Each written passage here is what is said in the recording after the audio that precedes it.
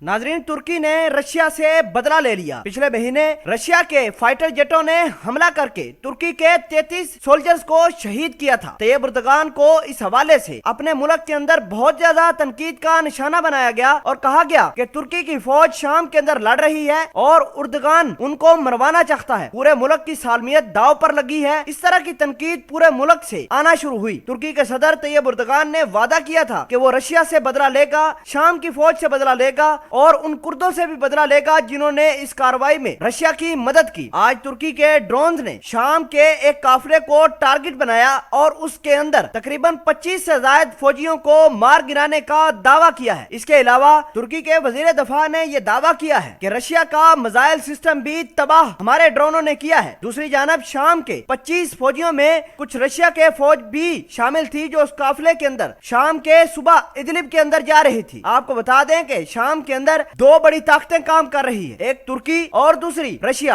Russia की फौज शाम के फौजियों, ईरान और कुर्दों के इंटरेस्ट को प्रोटेक्ट करती है और बशर अल असद की गवर्नमेंट की तरफ से लड़ाई कर रही है। दूसरी जानब तैयब एर्दोगान अकेले तुर्की के हवाले से तुर्की के इंटरेस्ट को लेकर शाम के अंदर लड़ाई लड़ रहे हैं। उनके तकरीबन 5 से 6 हजार फौजी सुबह इदलिब के अंदर मौजूद हैं। आपको बता दें कि पिछले महीने रशिया के फाइटर जेटों ने तुर्की के एक काफिले को निशाना बनाया था और 33 से ज्यादा फौजी जो तुर्की से जिनका ताल्लुक था उनको शहीद किया। आज दोबारा तुर्की ने बदला लिया है और इनके 3 ड्रोन्स ने शामी फौजी काफिले को निशाना बनाकर 25 से ज्यादा फौजी मार गिराए हैं। आपको बता दें कि शाम ने दावा किया है कि उन्होंने भी तुर्की के जो 3 ड्रोन आए थे सुबह इदलिब के अंदर, रशिया के मिसाइल सिस्टम ने उनको मार गिराया है। इस कार्रवाई को लेकर तुर्की के वजीर दफा ने बयान दिया है कि उन्होंने अपने फौजियों का बदला ले लिया है। अगर रशिया चाहता है कि हमारे साथ ताल्लुकात ठीक करे तो सुबह इदलिब छोड़कर जाना होगा और शाम को उसके अपने मामलात खुद ठीक करने होंगे। कुर्दों को